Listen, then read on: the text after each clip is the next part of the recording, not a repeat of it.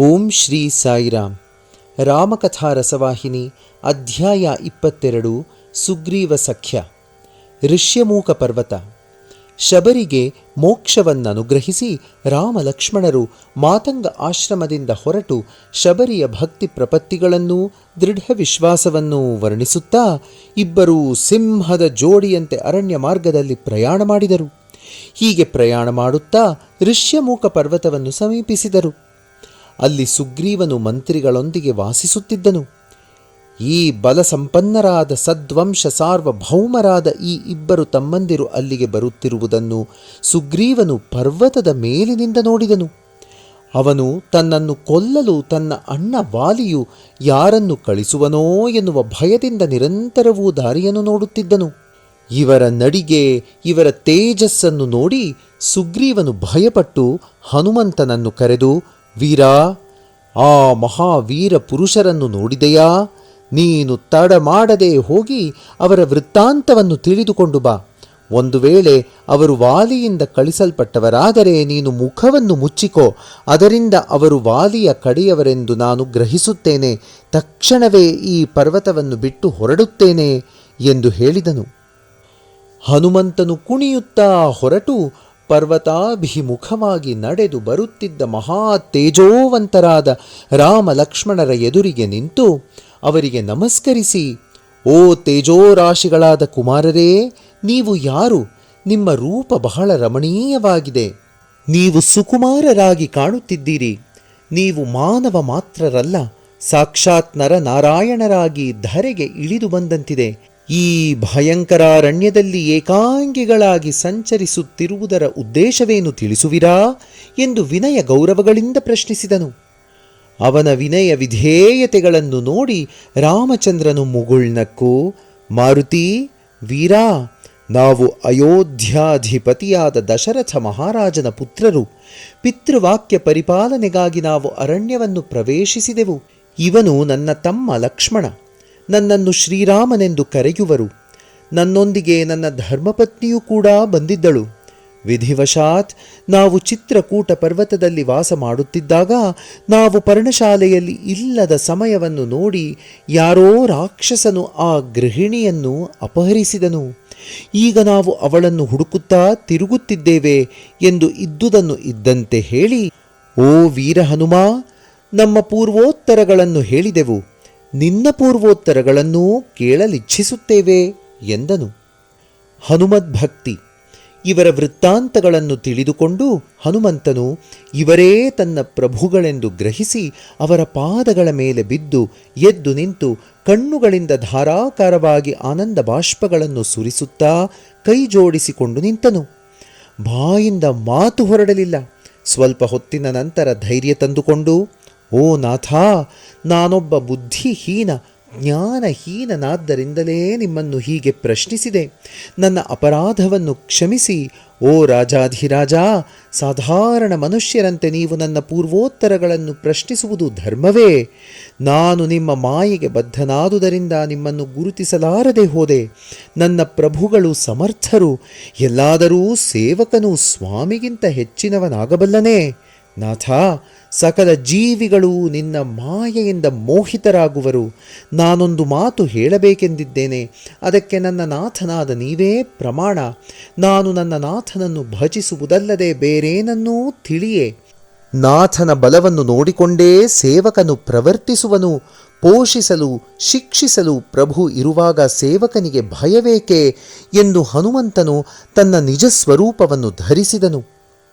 ರಾಮನು ಆ ರೂಪವನ್ನು ನೋಡಿ ಪರಮಾನಂದದಿಂದ ಅವನನ್ನು ಆಲಂಗಿಸಿಕೊಂಡು, ಹನುಮಂತ, ನೀನೂ ಲಕ್ಷ್ಮಣನಂತೆಯೇ ನನಗೆ ಅತ್ಯಂತ ಪ್ರಿಯನು ಎಂದು ತಲೆಯನ್ನು ಸವರುತ್ತಾ, ಓ ಹನುಮಂತ, ಅನ್ಯಗತಿ ಇಲ್ಲವೆಂದು ನನ್ನನ್ನು ಸೇವಿಸುವಂಥ ಸೇವಕರೇ ನನಗೆ ಅಧಿಕ ಪ್ರಿಯರು ಎಂದು ರಾಮನು ತಿಳಿಸಿದ ತಕ್ಷಣ ಹನುಮಂತನು, ಓ ನಾಥ, ಸುಗ್ರೀವನೆನ್ನುವ ವಾನರ ರಾಜನು ಅನೇಕ ಕಾರಣಗಳಿಂದ ತನ್ನ ಅಣ್ಣನಾದ ವಾಲಿಯೊಂದಿಗೆ ವಿರೋಧ ಕಟ್ಟಿಕೊಂಡು ರಾಜ್ಯದಿಂದ ಓಡಿಸಲ್ಪಟ್ಟು ಈ ಪರ್ವತದಲ್ಲಿ ವಾಸಿಸುತ್ತಿದ್ದಾನೆ. ಅವನೂ ಕೂಡ ನಿಮ್ಮ ದಾಸನೇ. ಅವನು ನಿಮ್ಮ ಸ್ನೇಹಕ್ಕೆ ತಕ್ಕವನು. ನೀವು ಆ ವಾನರ ರಾಜನಿಗೆ ಅಭಯವಿತ್ತು ಅವನ ಭೀತಿಯನ್ನು ಹೋಗಲಾಡಿಸಬೇಕು. ಅವನು ಸೀತಾನ್ವೇಷಣೆಯ ನಿಮಿತ್ತವಾಗಿ ಕೋಟ್ಯಂತರ ವಾನರರನ್ನು 4 ದಿಕ್ಕುಗಳಿಗೂ ಕಳಿಸಿ ವಿಜಯವನ್ನು ಸಾಧಿಸಬಲ್ಲ ಸಮರ್ಥನು ಎಂದು ಹೇಳಿ ಸುಗ್ರೀವನ ರಾಜತಂತ್ರಜ್ಞತೆಯನ್ನೂ ಗುಣಗಣಗಳನ್ನೂ ವಿವರಿಸಿದನು. ಸುಗ್ರೀವ ಸಖ್ಯ.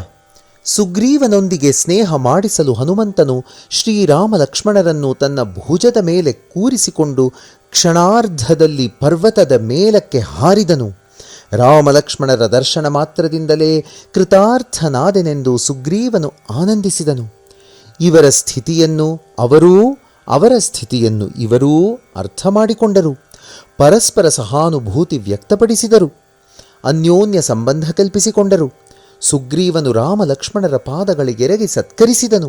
ಸುಗ್ರೀವನ ಪರಿಸ್ಥಿತಿಯನ್ನು ಚೆನ್ನಾಗಿ ಅರ್ಥ ಮಾಡಿಕೊಂಡ, ಅವನ ರೀತಿ ನೀತಿಗಳನ್ನು ಮೆಚ್ಚಿಕೊಂಡ ರಾಮನು ಅವನಿಗೆ ಅಭಯವಿತ್ತನು. ಸುಗ್ರೀವನೂ ಕೂಡ ರಾಮ ಸೇವೆಯಲ್ಲಿ ತನ್ನ ಪ್ರಾಣವನ್ನಾದರೂ ಅರ್ಪಿಸಲು ಸಿದ್ಧನೆಂದು ವಾಗ್ದಾನವಿತ್ತನು. ಈ ಪ್ರಕಾರವಾಗಿ ಅವರಿಬ್ಬರೂ ಅಗ್ನಿ ಸಾಕ್ಷಿಯಾಗಿ ಸ್ನೇಹಿತರಾದರು. ಅಗ್ನಿಯು ಸಕಲ ಜೀವರಾಶಿಗಳ ಹೃದಯಗಳಲ್ಲೂ ಇರುವುದು. ಮನೋವಿಕಾರಗಳು ಹುಟ್ಟಿದೊಡನೆ ಅವನ್ನು ದಹಿಸುವುದು. ರಾಮಾಯಣದಲ್ಲಿ ಅಗ್ನಿಯು ಬಹು ಪ್ರಧಾನವಾಗಿದೆ. ಅಗ್ನಿಹೋತ್ರನ ಪ್ರಸಾದದಿಂದ ರಾಮನು ಹುಟ್ಟಿದನು. ಅಗ್ನಿ ಸಾಕ್ಷಿಯಾಗಿ ರಾಮನು ಸೀತೆಯನ್ನು ಮದುವೆಯಾದನು. ಅಗ್ನಿಯ ಮೂಲಕ ರಾಮನ ಹೃದಯ ಪರಿಶುದ್ಧವಾಯಿತೆನ್ನುವುದು ಇದೆಲ್ಲದರ ಸೂಚನೆ. ಜ್ಞಾನವೇ ರಾಮ, ಧರ್ಮವೇ ರಾಮ. ಈ ಕಾರಣದಿಂದಲೇ ಸುಗ್ರೀವನು ಕೂಡ ಅಗ್ನಿ ಸಾಕ್ಷಿಯಾಗಿ ಸ್ನೇಹ ಮಾಡಿಕೊಂಡನು. ಲಕ್ಷ್ಮಣನು ಕೂಡ ಸುಗ್ರೀವನಿಗೆ ರಾಮ ವೃತ್ತಾಂತವನ್ನು ಆಗಾಗ ಹೇಳುತ್ತಿದ್ದನು. ಆಭರಣಗಳು. ಸೀತೆಯು ಮಿಥಿಲಾಪತಿಯ ಮಗಳು. ಮಥಿಸಲ್ಪಟ್ಟ ವಂಶವಾದ್ದರಿಂದ ಅದಕ್ಕೆ ಮಿಥಿಲಾ ವಂಶವೆನ್ನುವ ನಾಮ. ಆದ್ದರಿಂದಲೇ ಅವಳು ವಿಶೇಷ ಮಥನವಿಲ್ಲದೆ ದೊರಕುವವಳಲ್ಲ ಎಂದು ಲಕ್ಷ್ಮಣನು ಸುಗ್ರೀವನಿಗೆ ಸೀತೆಯ ವೃತ್ತಾಂತವನ್ನೆಲ್ಲ ತಿಳಿಸಿದನು. ಅದನ್ನು ಕೇಳಿ ಸುಗ್ರೀವನು ಕಣ್ಣೀರು ಸುರಿಸುತ್ತಾ, ಓ ನಾಥ, ಒಂದಾನೊಂದು ದಿನ ನಾನು ಮಂತ್ರಿಗಳೊಂದಿಗೆ ಸಮಾಲೋಚನೆ ನಡೆಸುತ್ತಿದ್ದಾಗ ಆಕಾಶ ಮಾರ್ಗದಲ್ಲಿ ಪುಷ್ಪಕ ವಿಮಾನವೊಂದು ಹೋಯಿತು. ಅದರಿಂದ ರಾಮ ರಾಮ ಎನ್ನುವ ಕೂಗು ಕೇಳಿಬಂತು.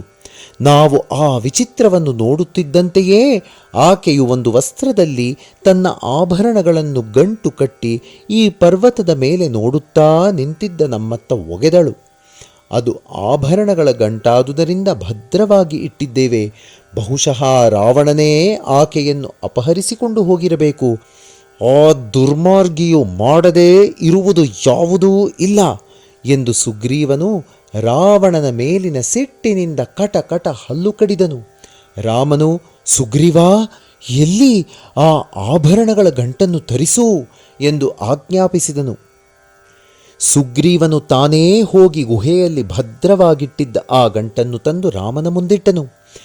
ಆಭರಣಗಳನ್ನು ಕಟ್ಟಿದ್ದ ಆ ವಸ್ತ್ರವು ವನವಾಸಕ್ಕೆ ಹೊರಡುವಾಗ ಕೈಕೆಯು ಸೀತೆಯ ಮೇಲೆ ಒಗೆದಿದ್ದ ನಾರು ವಸ್ತ್ರ ಎನ್ನುವುದನ್ನು ಗುರುತಿಸಿದ ತಕ್ಷಣ ಲಕ್ಷ್ಮಣನು ದುಃಖದಿಂದ ಕಣ್ಣೀರು ಹಾಕಿದನು. ಅವನನ್ನು ನೋಡಿ ಸುಗ್ರೀವ, ಹನುಮಂತ ಮೊದಲಾದವರೂ ದುಃಖಿಸಿದರು. ರಾಮನು ಆ ಗಂಟನ್ನು ಬಿಚ್ಚಿ ಆ ಆಭರಣಗಳನ್ನು ಲಕ್ಷ್ಮಣನಿಗೆ ತೋರಿಸಿ, ಇವು ಜಾನಕಿಯ ಆಭರಣಗಳೇ ನೋಡು ಎಂದನು. ಲಕ್ಷ್ಮಣನು, ಅಣ್ಣ, ಎಲ್ಲ ಒಡವೆಗಳೂ ಸೀತೆಯವು ಹೌದೋ ಅಲ್ಲವೋ ನನಗೆ ತಿಳಿಯದು. ನಾನೆಂದೂ ಸೀತೆಯ ಆಭರಣಗಳನ್ನು ಕಣ್ಣೆತ್ತಿ ನೋಡಿದವನಲ್ಲ ಎನ್ನುತ್ತಾ ಕಾಲುಂಗುರಗಳನ್ನು ಮಾತ್ರ ಕೈಗೆತ್ತಿಕೊಂಡು, ಅಣ್ಣ, ಇವು ತಾಯಿಯ ಕಾಲುಂಗುರಗಳೇ ಹೌದು, ನನಗೆ ಸಂಶಯವಿಲ್ಲ. ನಿತ್ಯವೂ ಬೆಳಗ್ಗೆ ಅವರ ಪಾದಗಳಿಗೆ ನಮಸ್ಕಾರ ಮಾಡುವ ಸಮಯದಲ್ಲೂ, ವನವಾಸ ಕಾಲದಲ್ಲಿ ಮುಂದೆ ನೀವು, ನಿಮ್ಮ ಹಿಂದೆ ಸೀತೆಯೂ ನಡೆದು ಹೋಗುತ್ತಿದ್ದ ಸಮಯದಲ್ಲಿ ನಾನು ಹಿಂದೆ ಆಕೆಯ ಪಾದಗಳನ್ನೇ ನೋಡುತ್ತಾ ಅನುಸರಿಸುತ್ತಾ ನಡೆದು ಬರುತ್ತಿದ್ದಾಗಲೂ ಅವುಗಳನ್ನು ಚೆನ್ನಾಗಿ ನೋಡಿದ್ದರಿಂದ ಅವುಗಳನ್ನು ಗುರುತಿಸಬಲ್ಲೆ ಎಂದನು. ಸೀತೆಯನ್ನು ಜ್ಞಾಪಿಸಿಕೊಂಡು ಸ್ವಲ್ಪ ಹೊತ್ತು ರಾಮ ಲಕ್ಷ್ಮಣರಿಬ್ಬರೂ ಚಿಂತಾಕ್ರಾಂತರಾದರು. ಅದನ್ನು ನೋಡಿ ಸುಗ್ರೀವನೂ ಹನುಮಂತನೂ ಅವರನ್ನು ಸಮಾಧಾನಪಡಿಸಿದರು.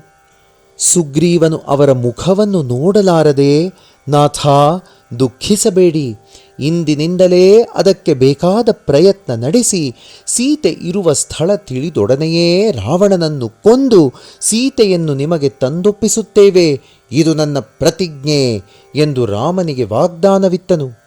ಸುಗ್ರೀವನ ವಾಗ್ದಾನಕ್ಕೆ ರಾಮನು ಸಂತೋಷಪಟ್ಟು, ಗೆಳೆಯ, ನೀನು ಈ ಅಡವಿಯಲ್ಲಿ ವಾಸ ಮಾಡಲು ಕಾರಣವೇನೆನ್ನುವುದನ್ನು ವಿವರವಾಗಿ ತಿಳಿಸು ಎಂದನು. ಸುಗ್ರೀವನನ್ನು ತನ್ನ ತಂದೆಯಾರು, ತನ್ನ ನಿಜ ನಿವಾಸವಾವುದು, ತನ್ನ ಅಣ್ಣನಿಗೂ ತನಗೂ ವಿರೋಧ ಉಂಟಾಗಲು ಕಾರಣವೇನು ಎನ್ನುವುದೆಲ್ಲವನ್ನೂ ಚಾಚೂ ತಪ್ಪದೆ ಹೇಳಿದನು. ರಾಮನು ಅವನ ಚರಿತ್ರೆಯು ಸ್ವಲ್ಪ ಹೆಚ್ಚು ಕಡಿಮೆ ತನ್ನ ಚರಿತ್ರೆಯನ್ನು ಹೋಲುವಂತೆಯೇ ಇದೆ ಎಂದುಕೊಂಡನು. ಪತ್ನಿ ವಿಯೋಗದಲ್ಲೂ ರಾಜ್ಯ ಭ್ರಷ್ಟತೆಯಲ್ಲೂ ಇಬ್ಬರದೂ ಒಂದೇ ಪರಿಸ್ಥಿತಿ ಎಂದುಕೊಂಡನು. ಅವನ ಮಾತಿನಿಂದ ಸುಗ್ರೀವನು ನೀತಿ ನಿಯಮಗಳುಳ್ಳವನೆನ್ನುವುದನ್ನು ಗುರುತಿಸಿದನು. ತಮ್ಮನ ಹೆಂಡತಿಯನ್ನು ಅಣ್ಣನಾದವನು ಅಪಹರಿಸುವುದು ಕೋತಿ ಜಾತಿಗೆ ವಿರುದ್ಧವಾದುದೆಂದೂ ಇಂಥ ಧರ್ಮ ವಿರುದ್ಧವಾದ ಮಾರ್ಗವನ್ನನುಸರಿಸುವುದರಿಂದ ವಾಲಿಯು ಶಿಕ್ಷಾರ್ಹನೆಂದೂ ನಿಶ್ಚಯಿಸಿದನು. ವಾಲಿ ಸುಗ್ರೀವರು ನಂತರ ಸುಗ್ರೀವನನ್ನು ಕುರಿತು, ನಿನ್ನ ಜನ್ಮ ವೃತ್ತಾಂತವನ್ನು ಕೇಳ ಬಯಸುತ್ತೇನೆ ಎಂದನು.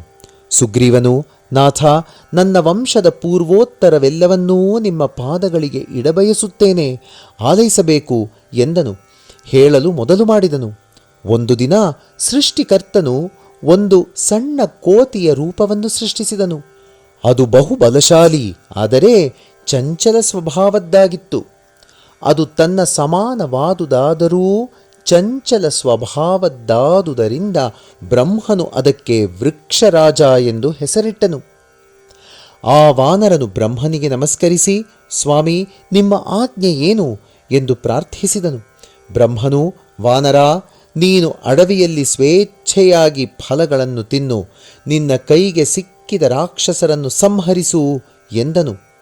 ನಂತರ ವೃಕ್ಷರಾಜನು ದಕ್ಷಿಣ ದೇಶಕ್ಕೆ ಹೊರಟನು. ಒಂದು ದಿನ ವಾನರನು ವನದಲ್ಲಿ ಸಂಚರಿಸುತ್ತಿದ್ದಾಗ ಒಂದು ಕೊಳಕ್ಕೆ ನೀರು ಕುಡಿಯಲು ಹೋದನು. ಆ ಕೊಳದ ನೀರಿನಲ್ಲಿ ಯಾರೋ ತನ್ನಂತೆಯೇ ಇರುವ ಒಬ್ಬ ಶತ್ರು ಅಡಗಿರುವನೆಂದು ಭಾವಿಸಿ ಚಿಂತಿಸತೊಡಗಿದನು. ಆ ಶತ್ರುವಿನ ಮೇಲಿನ ಕೋಪದಿಂದ ಆ ಕೊಳದ ಸುತ್ತಲೂ ತಿರುಗುತ್ತಿದ್ದನು. ಅವನು ಮಾಡುತ್ತಿದ್ದುದಕ್ಕೆಲ್ಲ ನೀರಿನಿಂದ ಪ್ರತಿಧ್ವನಿ ಹೊರಡುತ್ತಿತ್ತು. ಅದಕ್ಕೆ ಪ್ರತಿಯಾಗಿ ಆ ವಾನರನು ಗಟ್ಟಿಯಾಗಿ ಗರ್ಜಿಸುತ್ತಿದ್ದನು. ಆಗ ನೀರಿನಲ್ಲಿದ್ದ ಆ ಪ್ರತಿಬಿಂಬವೂ ಗಟ್ಟಿಯಾಗಿ ಗರ್ಜಿಸುತ್ತಿತ್ತು. ಅದನ್ನು ಸಹಿಸಲಾರದೆ ವಾನರನು ನೀರಿಗೆ ಹಾರಿದನು. ಆ ಕ್ಷಣವೇ ಅವನು ಸ್ತ್ರೀಯಾಗಿ ಮಾರ್ಪಟ್ಟನು. ಆ ಸ್ತ್ರೀಯು ದಡಕ್ಕೆ ಬಂದು, ದೈವವೇ, ಏನಿದು ವಿಚಿತ್ರ ಎಂದು ಸೂರ್ಯನತ್ತ ತಿರುಗಿ ಪ್ರಾರ್ಥಿಸುತ್ತಾ ಇಂದ್ರನನ್ನು ಮನಸಾರೆ ಸ್ಮರಿಸಿದಳು. ಅವಳಿಗೆ ಇಂದ್ರನ ವರಪ್ರಸಾದದಿಂದ ಒಬ್ಬ ಕುಮಾರನೂ ಸೂರ್ಯನ ವರಪ್ರಸಾದದಿಂದ ಒಬ್ಬ ಕುಮಾರನೂ ಹುಟ್ಟಿದರು. ಇಂದ್ರನ ವರಪ್ರಸಾದವಾದ ಮಗುವಿಗೆ ವಾಲಿಯೆಂದು, ಸೂರ್ಯನ ವರಪ್ರಸಾದದಿಂದ ಹುಟ್ಟಿದ ಮಗುವಿಗೆ ಸುಗ್ರೀವನೆಂದು ಹೆಸರಾಯಿತು. ಈ ಇಬ್ಬರೂ ಹುಟ್ಟಿದ ತಕ್ಷಣವೇ ವೃಕ್ಷರಾಜನ ಸ್ತ್ರೀ ರೂಪವು ಹೋಗಿ ಅವನು ಪುನಃ ವೃಕ್ಷರಾಜನಾದನು. ಅವನು ಈ ಇಬ್ಬರೂ ಮಕ್ಕಳನ್ನು ಜೊತೆಯಲ್ಲಿಟ್ಟುಕೊಂಡು ಬ್ರಹ್ಮನಿಗೆ ತನ್ನ ಕಥೆಯನ್ನೆಲ್ಲ ಹೇಳಿಕೊಳ್ಳುತ್ತಾ ಅವನನ್ನು ಪ್ರಾರ್ಥಿಸಿದನು. ಆಗ, ಓ ವಾಲಿ ಸುಗ್ರೀವರುಗಳಿರ, ನೀವು ಅಣ್ಣ ತಮ್ಮಂದಿರಿಬ್ಬರೂ ದಕ್ಷಿಣ ದಿಕ್ಕಿಗೆ ಹೋಗಿ ಕಿಷ್ಕಿಂಧಾಪುರದಲ್ಲಿ ವಾಸ ಮಾಡಿ. ಚರಾಚರ ಜಗನ್ನಾಥನೂ ಅನೇಕ ನಾಮನೂ ಆದ ಶ್ರೀರಾಮನು ರಘುವಂಶದಲ್ಲಿ ದಶರಥ ಮಹಾರಾಜನಲ್ಲಿ ಜನಿಸಿ ತಂದೆಯಾಜ್ಞೆಯನ್ನನುಸರಿಸಿ ವನಕ್ಕೆ ಬರುವನು. ಅತಿ ಮಾನುಷ ಚರ್ಯೆಗಳನ್ನು ಮಾಡುತ್ತಾ ಕೇವಲ ಮಾನವನಂತಿದ್ದು ಲೀಲೆಗಳನ್ನು ಮಾಡುತ್ತಾ ತಿರುಗುತ್ತಾ ನೀವಿರುವ ಕಿಷ್ಕಿಂಧೆಗೆ ಬರುವನು. ಆಗ ಅವನೊಂದಿಗೆ ಸ್ನೇಹವೇರ್ಪಟ್ಟು ಅವನ ದರ್ಶನ, ಸ್ಪರ್ಶನ, ಸಂಭಾಷಣೆಗಳಿಂದ ನಿಮ್ಮ ಜನ್ಮಗಳು ಸಾರ್ಥಕವಾಗುವುವು ಎಂದನು. ಮಾಯಾವಿ ವಧೆ. ರಾಮಚಂದ್ರ, ಬ್ರಹ್ಮನ ಅಶರೀರ ವಾರ್ತೆಯನ್ನು ನಾವಿಬ್ಬರೂ ಕೇಳಿ ಸಂತೋಷಪಟ್ಟೆವು. ನಾವು ಯಾವ ಜಪ, ತಪ, ಯಜ್ಞ, ಯಾಗಾದಿ ಕರ್ಮಗಳೇನನ್ನೂ ಮಾಡಲಿಲ್ಲ. ಬ್ರಹ್ಮನ ಪ್ರಭಾವವೇ ನಮ್ಮ ಸರ್ವಶಕ್ತಿ ಸಾಮರ್ಥ್ಯಗಳು. ಆದ್ದರಿಂದ ಆ ಶಬ್ದ ಬ್ರಹ್ಮಕ್ಕೆ ನಮಸ್ಕರಿಸಿ ಕಿಷ್ಕಿಂಧೆಯನ್ನು ಸೇರಿದೆವು. ಆ ಅಡವಿಯಲ್ಲಿನ ರಾಕ್ಷಸರನ್ನು ಸಂಹರಿಸಿದೆವು. ಅವರಲ್ಲಿ ಮಾಯನೆನ್ನುವ ರಾಕ್ಷಸನಿಗೆ ಮಾಯಾವಿ, ದುಂದುಭಿ ಎನ್ನುವ ಕುಮಾರರಿಬ್ಬರು ಇದ್ದರು.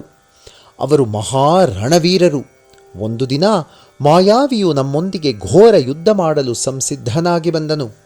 ನಡುರಾತ್ರಿಯಲ್ಲಿ ನಮ್ಮ ನಿವಾಸದ ಸಮೀಪಕ್ಕೆ ಬಂದು ಬೊಬ್ಬೆ ಹಾಕಿದನು. ಶತ್ರುಗಳ ಪೊಗರನ್ನು ನನ್ನ ಅಣ್ಣ ವಾಲಿ ಸಹಿಸುವವನಲ್ಲ. ಆ ಕ್ಷಣವೇ ಹೊರಟು ವಾಲಿಯು ಅವನನ್ನೆದುರಿಸಿದನು. ವಾಲಿಯನ್ನು ನೋಡಿ ಮಾಯಾವಿಯು ಓಡಿ ಹೋದನು. ವಾಲಿಯು ಅವನ ಬೆನ್ನಟ್ಟಿದನು. ಆಗ ಅವನು ಹೋಗಿ ಒಂದು ಗವಿಯಲ್ಲಿ ಅಡಗಿಕೊಂಡನು. ನಾನು ಅಣ್ಣನಾದ ವಾಲಿಯ ಜೊತೆ ಹೋಗಿದ್ದೆ. ವಾಲಿಯು ನನ್ನನ್ನು ಕರೆದು, ತಮ್ಮ, ನಾನು ಅವನನ್ನು ಕೊಲ್ಲಲು ಇದರೊಳಗೆ ಹೋಗುತ್ತೇನೆ, ಅವನು ಹೊರಗೆ ಹೋಗದಂತೆ ಕಾದಿರು ಎಂದು ಹೇಳಿದನು. ಎಷ್ಟು ಸಮಯ ನಾನಿಲ್ಲಿ ಕಾದಿರಬೇಕೆಂದು ಅಣ್ಣನನ್ನು ಕೇಳಿದೆ. ಅದಕ್ಕೆ ಅವನು, 15 ದಿನಗಳಾದರೂ ನೀನಿಲ್ಲಿರಬೇಕು.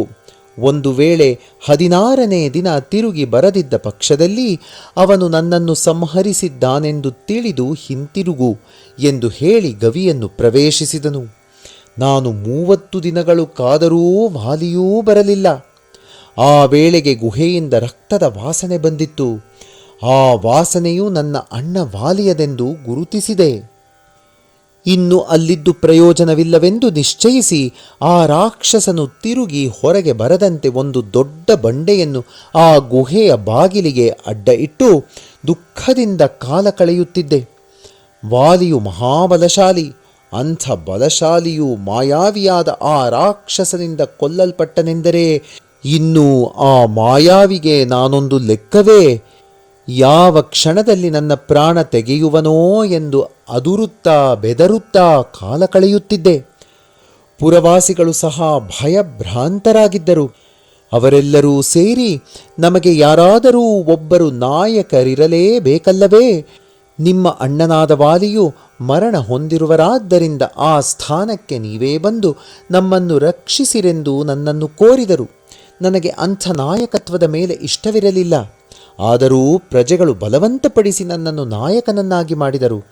ಇದಾದ 2-3 ದಿನಗಳಲ್ಲೇ ಅಣ್ಣ ವಾಲಿಯು ಮಾಯಾವಿಯನ್ನು ಕೊಂದು ವಿಜಯಿಯಾಗಿ ನಗರವನ್ನು ಪ್ರವೇಶಿಸಿದನು. ವಾಲಿಯ ಕ್ರೋಧ. ನಾನು ನಾಯಕನಾಗಿದ್ದುದನ್ನು ತಿಳಿದ ವಾಲಿಯು ನನ್ನ ಮೇಲೆ ವಿಪರೀತ ಕ್ರೋಧ ಕಾರಿದನು. ಅವನನ್ನು ಕೊಂದು ನಾನು ನಾಯಕನಾಗಬೇಕೆಂಬ ಉದ್ದೇಶದಿಂದ ಅವನು ಗುಹೆಯಿಂದ ಹೊರಗೆ ಬರದಂತೆ ಗುಹೆಗೆ ಅಡ್ಡಲಾಗಿ ನಾನು ಕಲ್ಲು ಬಂಡೆ ಸರಿಸಿದ್ದೆನೆಂದು ಭಾವಿಸಿದನು. ಅಂದಿನಿಂದ ನನ್ನ ಮೇಲೆ ವೈರವನ್ನು ಸಾಧಿಸಲಾರಂಭಿಸಿದನು.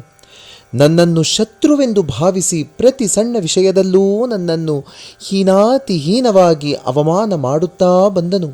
ನನ್ನ ಎಲ್ಲ ಅಧಿಕಾರಗಳನ್ನು ಕಿತ್ತುಕೊಂಡು ನನ್ನನ್ನು ಒಬ್ಬ ಕೆಲಸದಾಳಿನಂತೆ ಸಹ ಕಾಣದೆ ನನ್ನನ್ನು ಭವನದಿಂದ ಹೊರಹಾಕಿ ನನ್ನ ಹೆಂಡತಿಯನ್ನು ತನ್ನ ಸ್ವಾಧೀನ ಮಾಡಿಕೊಂಡನು. ಹೀಗಿರುವಾಗ ಒಂದು ದಿನ ನನ್ನನ್ನು ಕೊಲ್ಲಲು ನಿಶ್ಚಯಿಸಿ ನನ್ನೊಂದಿಗೆ ಹೋರಾಡಿದನು. ಅವನ ಬಲಕ್ಕೆ ನಾನು ಸರಿಸಮನಲ್ಲವಾದ್ದರಿಂದ ನಾನು ಕಿಷ್ಕಿಂಧೆಯನ್ನು ಬಿಟ್ಟು ಹೊರಟು ಬರಬೇಕಾಯಿತು. ಕೆಲವರು ನನ್ನ ಅಭಿಮಾನಿಗಳೂ ನನ್ನ ಕಷ್ಟವನ್ನು ನೋಡಿ ನನಗೆ ಸಹಾಯ ಮಾಡುತ್ತಿದ್ದ ಮಂತ್ರಿಗಳೂ ನನ್ನ ಅನುಚರರೂ ಕಿಷ್ಕಿಂಧೆಯಲ್ಲಿ ಇರಬಾರದೆಂದು ವಾಲಿಯ ಕಠಿಣವಾಗಿ ಆಜ್ಞೆ ಮಾಡಿದ್ದರಿಂದ ಅವರೂ ಕಿಷ್ಕಿಂಧೆಯನ್ನು ಬಿಟ್ಟು ನನ್ನೊಂದಿಗೆ ಬಂದರು. ನನ್ನ ಹೆಂಡತಿಯೂ ನನ್ನೊಂದಿಗೆ ಬರಲು ಎಷ್ಟು ಪ್ರಯತ್ನಪಟ್ಟರೂ ವಾಲಿಯು ಅವಳನ್ನು ಬಿಡದೆ ಹಿಂಸಿಸಿ ತನ್ನ ಹೆಂಡತಿಯಾಗಿ ಸ್ವೀಕರಿಸಿ ಅಲ್ಲೇ ಇಟ್ಟುಕೊಂಡನು ಎಂದು ಸುಗ್ರೀವನು ಕಣ್ಣೀರು ಹಾಕಿದನು. ರಾಮನು ಅವನನ್ನು ಸಮಾಧಾನಪಡಿಸಿ ಅವನನ್ನು ರಕ್ಷಿಸುವುದಾಗಿ ಮತ್ತೆ ವಾಗ್ದಾನ ಮಾಡಿದನು. ಬೇರೆ ಮಾರ್ಗವಿಲ್ಲದೆ ನಾನು ಈ ಪರ್ವತದಲ್ಲಿ ವಾಸ ಮಾಡುತ್ತಿದ್ದೇನೆ. ಮುನಿ ಶಾಪದಿಂದಾಗಿ ವಾಲಿಯು ಈ ಪರ್ವತಕ್ಕೆ ಬರುವುದು ಸಾಧ್ಯವಿಲ್ಲ. ಆದ್ದರಿಂದ ನಾವು ಇಷ್ಟು ಧೈರ್ಯದಿಂದ ಇಲ್ಲಿ ಜೀವಿಸಲು ಸಾಧ್ಯವಾಗಿದೆ ಎಂದು ಸುಗ್ರೀವನು ಹೇಳಿದನು. ರಾಮನು, ಸಖನೇ, ಮುನಿ ಶಾಪವೆಂದೆಯಲ್ಲ, ಕಾರಣವೇನು ಎಂದು ಕೇಳಲು ಸುಗ್ರೀವನು, ನಾಥ, ಮಾಯಾವಿಯ ಸೋದರನಾದ ದುಂದುಭಿಯು ಮಹಾಶೂರ.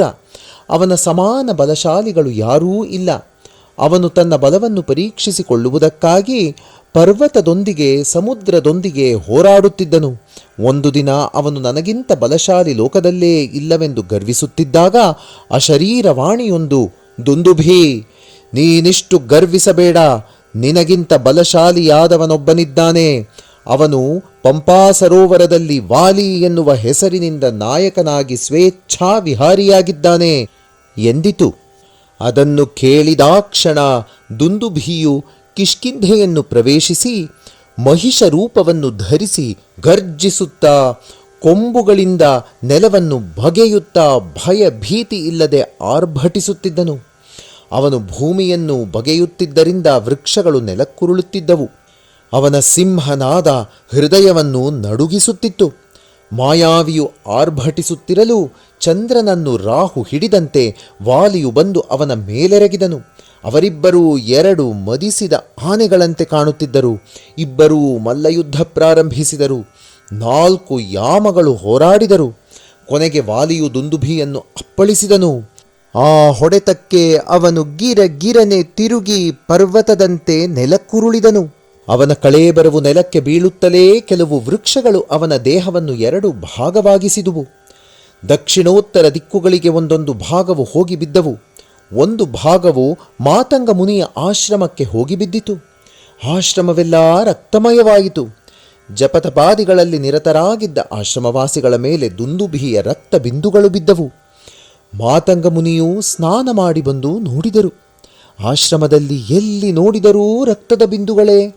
ಒಂದು ಮಹಾಭಯಂಕರವಾದ ದೇಹದ ಅರ್ಧ ಭಾಗ ತನ್ನ ಆಶ್ರಮದಲ್ಲಿ ಬಂದು ಬಿದ್ದಿರುವುದನ್ನು ನೋಡಿ ಸಹಿಸಲಾರದೆ ಹೋದರು.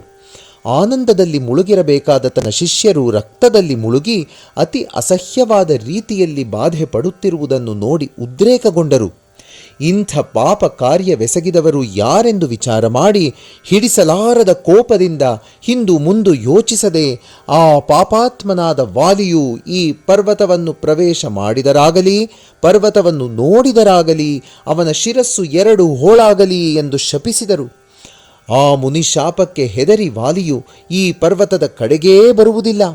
ಆ ಧೈರ್ಯದಿಂದಲೇ ನಾನು ಈ ಪರ್ವತದಲ್ಲಿ ನಿರ್ಭಯವಾಗಿ ಇರುತ್ತಾ ಪತ್ನಿ ವಿಯೋಗದಿಂದ ಬಂಧು ವಿಯೋಗದಿಂದ ಚಿಂತಿಸುತ್ತಾ ಕಾಲ ಕಳೆಯುತ್ತಿದ್ದೇನೆ ಎಂದು ಸುಗ್ರೀವನು ತನ್ನ ವೃತ್ತಾಂತವನ್ನೆಲ್ಲ ರಾಮನಿಗೆ ಭಿನ್ನವಿಸಿದನು. ವಾಲಿಯ ಧರ್ಮ ವಿರುದ್ಧವಾದ ಕಾರ್ಯಗಳನ್ನು ರಾಮನು ಕೇಳಿ ಸಹಿಸಲಾರದೆ ಹೋದನು. ಕೇವಲ ಪಶುಬಲವನ್ನು ಆಧಾರ ಮಾಡಿಕೊಂಡು ಧರ್ಮಬಲವನ್ನು ದೈವಬಲವನ್ನು ಮರೆತು ಪ್ರವರ್ತಿಸುತ್ತಿರುವ ವಾಲಿಯ ಗತಿ ಏನಾಗುವುದೋ ನೋಡುವಿಯಂತೆ ಎಂದು ಸುಗ್ರೀವನಿಗೆ ಧೈರ್ಯ ಹೇಳಿದನು. 14 ಲೋಕಗಳು ಅಡ್ಡಬಂದರೂ ತನ್ನ ಪ್ರತಿಜ್ಞೆ ನಡೆಸೇ ತೀರುವೆನೆಂದು ಒಂದೇ ಬಾಣದಿಂದ ವಾಲಿಯನ್ನು ನೆಲಕ್ಕುರುಳಿಸುವೆನೆಂದೂ ಶಪಥ ಮಾಡಿದನು. ಮಿತ್ರನ ದುಃಖವನ್ನು ಶತ್ರುವಿನ ಅಸಂಬದ್ಧ ಪ್ರಲಾಪವನ್ನು ನೋಡಿ ಸುಮ್ಮನಿರುವವನ ಮುಖವನ್ನು ಸಹ ನೋಡಬಾರದು. ತಾತ್ಕಾಲಿಕ ಪ್ರಯೋಜನ ಹೊಂದುವ ಸಲುವಾಗಿ ತನ್ನ ಆಸೆಗಳನ್ನು ತೀರಿಸಿಕೊಳ್ಳಲು ಕೆಟ್ಟ ಮಾರ್ಗದಲ್ಲಿ ಹೋಗಲು ಪ್ರೋತ್ಸಾಹಿಸುವವನನ್ನು ಮಿತ್ರನನ್ನಾಗಿ ಮಾಡಿಕೊಳ್ಳುವುದು ಸರಿಯಾದ ಮಿತ್ರತ್ವವಲ್ಲ. ಮಿತ್ರರಲ್ಲಿ ಪರಸ್ಪರ ಅನುರಾಗವಿರಬೇಕು. ಹೃದಯದಲ್ಲಾಗಲಿ ಮನಸ್ಸಿನಲ್ಲಾಗಲಿ ವಾಕ್ಕಿನಲ್ಲಾಗಲಿ ಕಡೆಗೆ ಮುಖದಲ್ಲಾಗಲಿ ಪ್ರೇಮವಿಲ್ಲದವನು ಕುಮಿತ್ರನೆಂದು ಗ್ರಹಿಸಬೇಕು. ಅಂಥವರ ಹೃದಯ ಕಪಟವಾದುದು, ಮಾಲಿನ್ಯದಿಂದ ಕೂಡಿದ್ದು. ಮೂರ್ಖ ಸೇವಕ, ಲೋಭಿ ರಾಜ, ಅಪವಿತ್ರ ಪತ್ನಿ, ಕಪಟ ಮಿತ್ರ ಈ 4 ಶೂಲಪ್ರಾಯರು. ಸಖನೇ ಸುಗ್ರೀವ, ನೀನು ಚಿಂತಿಸದಿರು. ನಾನು ಯಥಾಶಕ್ತಿ ಮನೋವಾಕ್ಕಾಯಗಳಿಂದ ನಿನಗೆ ಸಹಾಯ ಮಾಡುತ್ತೇನೆ. ವಾಲಿ ಎಷ್ಟು ಬಲಶಾಲಿಯಾದರೇನು, ನನ್ನ ಬಲ ನಿನಗೆ ತಿಳಿಯದು. ಅವನ ಬಲವನ್ನೇ ನೀನು ದೊಡ್ಡದಾಗಿ ಪರಿಗಣಿಸಿ ನನ್ನ ಪ್ರತಿಜ್ಞೆಯ ಬಗ್ಗೆ ಸಂದೇಹ ಪಡುವಿಯೇನೋ? ಮೊದಲು ನನ್ನ ಬಲದ ಪರೀಕ್ಷೆ ಮಾಡು. ನನ್ನ ಮೇಲಿನ ನಿನ್ನ ವಿಶ್ವಾಸವನ್ನು ಬಲಪಡಿಸಿಕೊಳ್ಳಲು ಇಷ್ಟಪಡುವಿಯೇನೋ? ಹಾಗಾದರೆ ಏನು ಬೇಕಾದರೂ ಕೇಳು, ಅದನ್ನು ನೆರವೇರಿಸುವುದರ ಮೂಲಕ ನನ್ನ ಬಲವನ್ನು ತೋರಿಸುತ್ತೇನೆ. ನಿನ್ನಲ್ಲಿ ಧೈರ್ಯ ಸಾಹಸಗಳನ್ನು ಉಂಟು ಮಾಡುತ್ತೇನೆ. ವಾಲಿಯೊಂದಿಗೆ ಹೋರಾಟಕ್ಕೆ ನಿನ್ನನ್ನು ಸಿದ್ಧ ಮಾಡುತ್ತೇನೆ ಎಂದು ಸುಗ್ರೀವನ ತಲೆ ಸವರಿ ಧೈರ್ಯ ಹೇಳಿದನು. ರಾಮನಾಡಿದ ಮಾತುಗಳು ಸುಗ್ರೀವನನ್ನು ಬಹುವಾಗಿ ತೃಪ್ತಿಪಡಿಸಿದವು.